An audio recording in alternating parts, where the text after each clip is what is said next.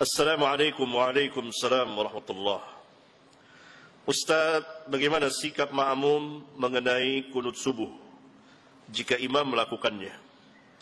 Karena ustaz-ustaz lain yang bermanhaj salaf, mereka menganjurkan agar makmum tetap mengangkat tangan dengan berdalil lewat perkataan Imam Ahmad mengenai sikap makmum.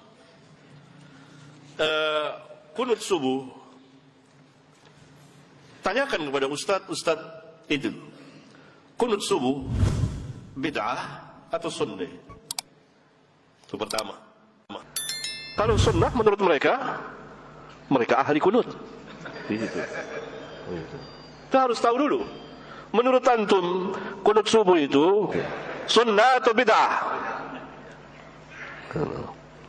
Kalau jawabannya sunnah, halas, berbeda antara kita dengan mereka. Kita mengatakan kunut subuh itu bid'ah. Jika mereka mengatakan tidak ada ulama yang membid'ahkan, apa jawaban kita? Apa jawabannya? Enggak, apa jawabannya? Jawaban pertama, ketuanya ulama telah membid'ahkannya. Siapa? Sahabat. Ya bunayya, hai anakku, itu muhdas. Hai anakku, itu bid'ah. Kalau Syafi'i, Malik, Ahmad, Abu Hanifah dan lain-lain ulama tidak membid'ahkannya, misalnya, maka ada sahabat yang membid'ahkannya. Cukup bagi kita sahabat.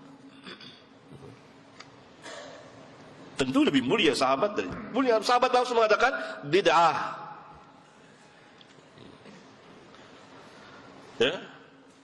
Nah, kalau jawabannya bid'ah atau jawabannya tidak sunnah, tegaskan apa yang Ustadz maksudkan dengan tidak sunnah.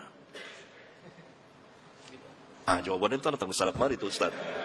Karena mereka dibina atas dasar taklid, maka dia cari jalan ke sana, nengok sana, nengok sini, nengok sana. Maksudnya cari ilmu. Kan suka begitu, jangan bilang bid'ah, tidak sunnah saja. Tanya, apa yang dimaksud dengan tidak sunnah? Dan yang menjadi lawan tidak sunnah itu apa?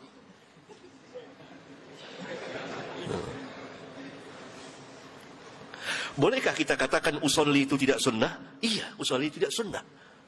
Boleh nggak kita katakan usolli itu bid'ah? Iya, boleh bid'ah. Berarti sama dong. Sahih.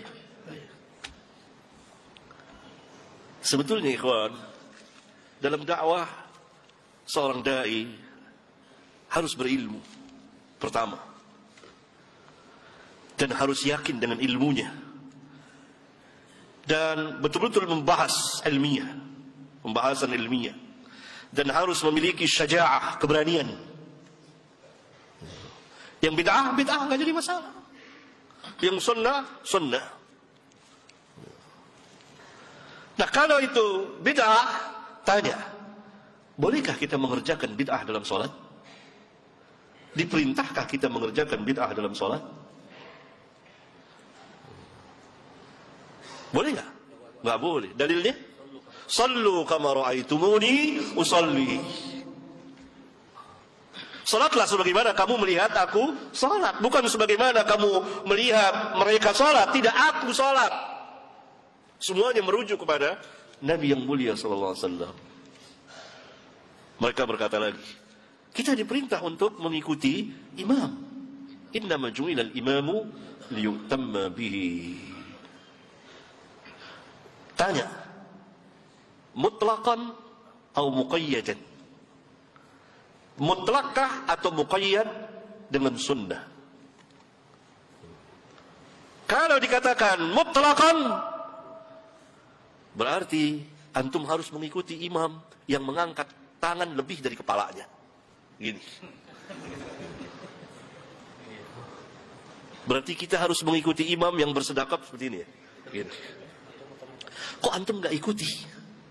Kan mutlaqan. Gini.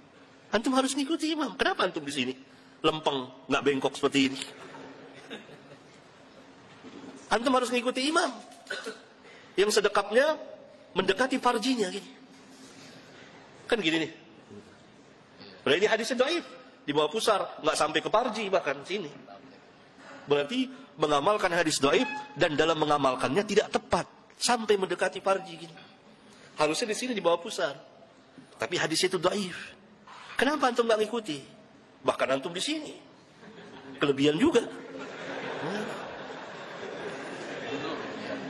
Sahih.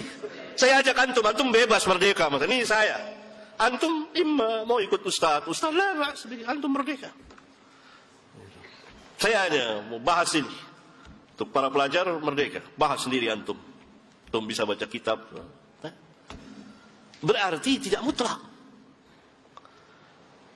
Lalu tanya lagi, oh kita kan pernah Nabi SAW salat 5 rakaat, sahabat ikut. Nabi lupa, itu bid'ah atau lupa? Bukan bid'ah, lupa, beda. Antum nggak bisa bedain antara lupa dengan bid'ah.